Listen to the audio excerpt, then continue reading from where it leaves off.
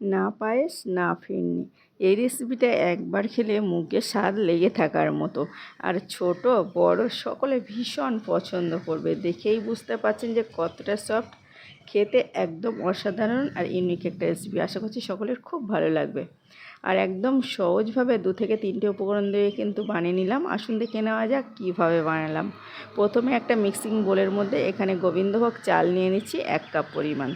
আর এখানে জল দিয়ে ভিজিয়ে রাখছি কিছুক্ষণের জন্য। আর ভালোভাবে এটাতে ততক্ষণ ধুয়ে নিতে হবে। তো আমি পরিষ্কার করে ধুয়ে নিয়েছি 2 থেকে 3 বার।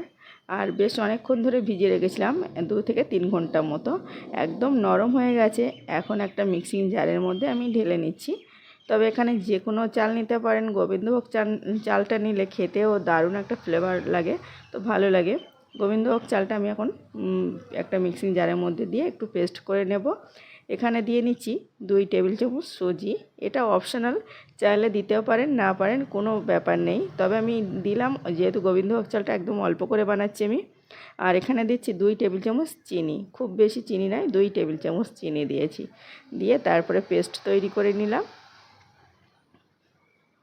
এখন এটা আমি ঢেলে নিলাম একটা মিক্সিং বোলের মধ্যে।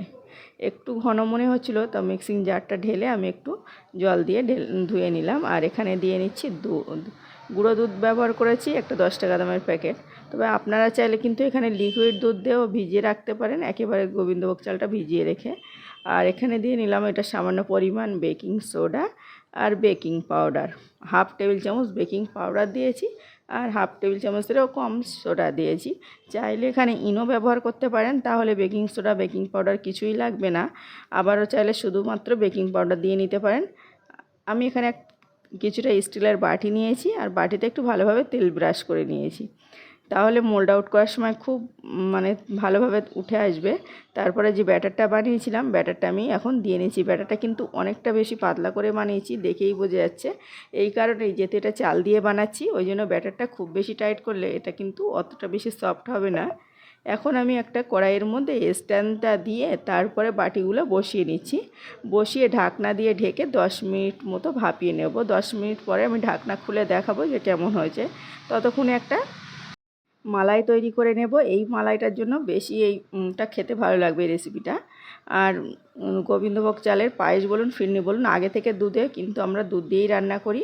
ওই জন্য এতে যতটা বেশি পরিমাণ দুধ থাকবে তত খেতে বেশি ভালো লাগবে। এখানে একটা কড়াইয়ের মধ্যে আমি 1 কাপ পরিমাণ তরল দুধ দিয়ে দিচ্ছি। আর এখানে ছোট্ট 2 প্যাকেটের আমি গুঁড়ো দুধ ব্যবহার করেছি। গুঁড়ো দুধটা দিয়ে ভালোভাবে নেড়ে নিচ্ছি, তাহলে কিন্তু খুব কম সময়ে ঘন হয়ে যাবে। আর আমি আগে যে তরল দুধটা ব্যবহার করেছি, ওটা প্যাকেটের দুধ ব্যবহার করেছি, কোনো রকম জল ছাড়াই। তবে দুধের এই মালাইটা যত বেশি ভালো বড় অনেকটা হবে, তত বেশি ভালো হবে।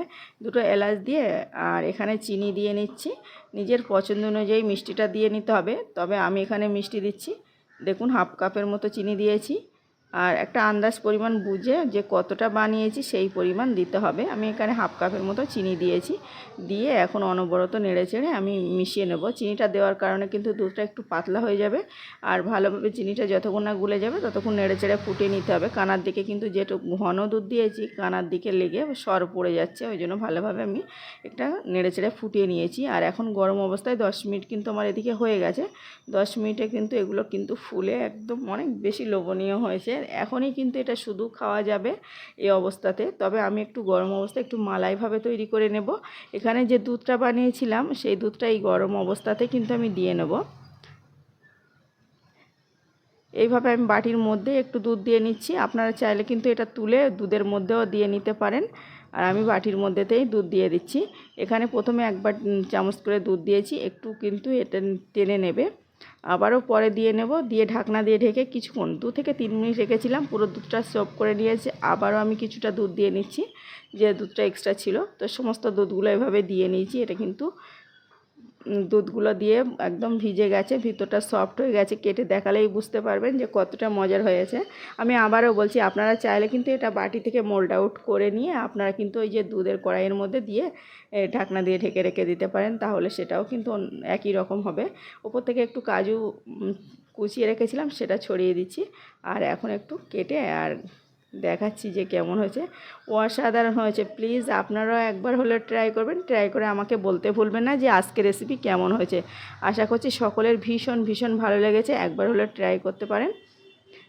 এতক্ষণ আমার সাথে থাকার জন্য সকলকে ধন্যবাদ জানাচ্ছি। সকলে ভালো থাকবেন, সুস্থ থাকবেন। আবারও দেখা হচ্ছে অন্য কোনো ভিডিওয়।